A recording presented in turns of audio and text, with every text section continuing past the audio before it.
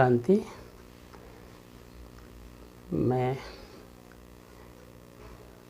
मेरा लौकिक जो है, मेरा नाम लतिल राम यादव है।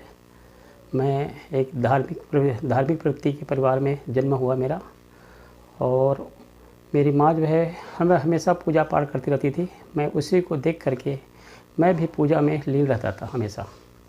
दोनों नवरात्रि साल में 2 नवरात्रि को पूजा करता था, और कृष्ण जन्माष्टमी और शिव के आराधना ज़्यादा करता था मैं।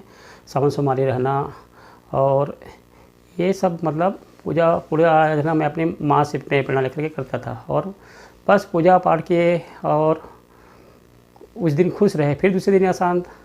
ऐसा एक बार क्या हुआ, एक बार मेरे गांव में कोई मेरे ही समाज का एक अपने जीप को शंकर जी के मंदिर में कलप दिया था, काट करके चढ़ा दिया था, ऐसा सुना मैं।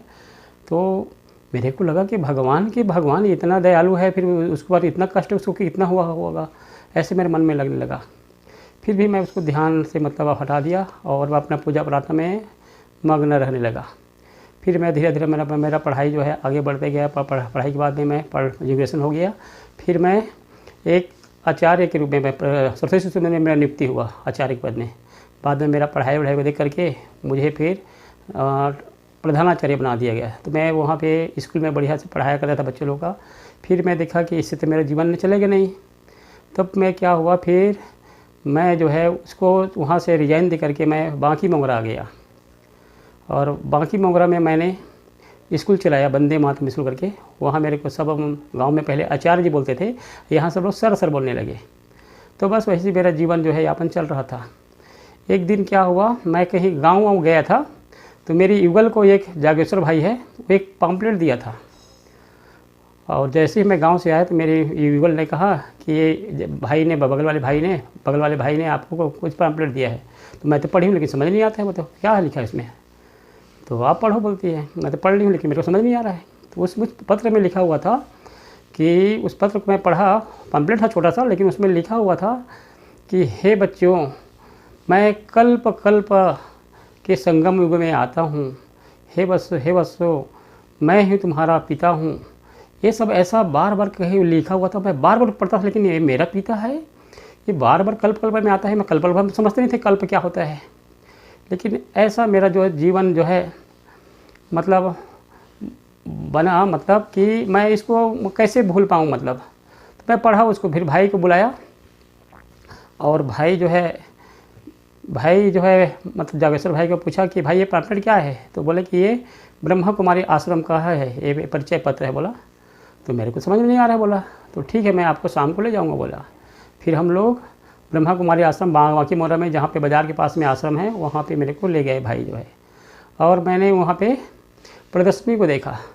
प्रदर्शनी को मेरे को समझाया गया। वहाँ पे संगीता बहन थी, वो हमको प्रदर्शनी समझाई। और प्रदर्शनी में मैं देख रहा था, तो मेरे को लगता है कि ये तो नई बात नहीं है, ये तो मेरे को कल्प पहले मैं ऐसा समझा हूँ, देखा हुआ। इस चित्रों को देखा तो मैं बहुत चित्रों को देखा, लेकिन मेरे को लगा कोई नई बात नहीं लगा मेरे को सब। फिर बाद में मैंने 7 दिन का बहन जी बोली कि बोले आप कल आना, कल आपको हम कोर्स कराएंगे बोली। तो मैं फिर रोज़ कोर्स करने लगा 7 दिन। और 7 दिन कोर्स करने के बाद में मेरे को बड़ा शांति का अनुभूति लगा, और बहुत अच्छा लगा। उसमें मैं फिर मुरली सुनने लगा। तो मुरली में भी बाबा ने कहा मीठे बच्चे, तो ऐसा तो शब्द कोई कहता नहीं था, लेकिन मेरे बाबा जो है मीठे बच्चे बोलता है। बहुत उमंग उत्साह से मैं मुरली सुनता था, और सेंटर में जाया करता था। बहुत अच्छा लगता था मुझे। और मेरे जीवन में जो जो दुख थी और जो चिंताएं थी, वो सब दूर होने लगा, और मुझे बहुत गहरा शांति की अनुभूति होने लगा। धीरे धीरे मेरा जो है जीवन जो है आगे बढ़ते गया। और फिर मैं अपना सरस्वती शिशु में वहाँ जो पढ़ा रहा था, पढ़ाई तो मेरा चल ही रहा था। बाद में मेरे को इसी सेल में मेरा ज्वाइनिंग हुआ। तब मेरा जो है ट्रांसफ़र हो गया बांकी मोगरा से, मैं कोरबा आ गया। कोरबा में भी हम लोग यहाँ आकर के क्लास करते थे पूरे परिवार सहित, और मधुबन भी जाया करते थे साल में। बढ़िया सा तीनों बच्चों को लेकर के बढ़िया हमारा जीवन चला था। फिर बाद में हम 2001 में शायद मानिकपुर में हमारा एक सेंटर खुल गया। वहाँ पे हम लोग पूरा परिवार, शिव भाई का परिवार, हमारा परिवार पूरा, हम लोग सेवा करते थे, उमंग उत्साह में बढ़िया रहते थे, और ईश्वरीय ज्ञान में चलते थे बढ़िया।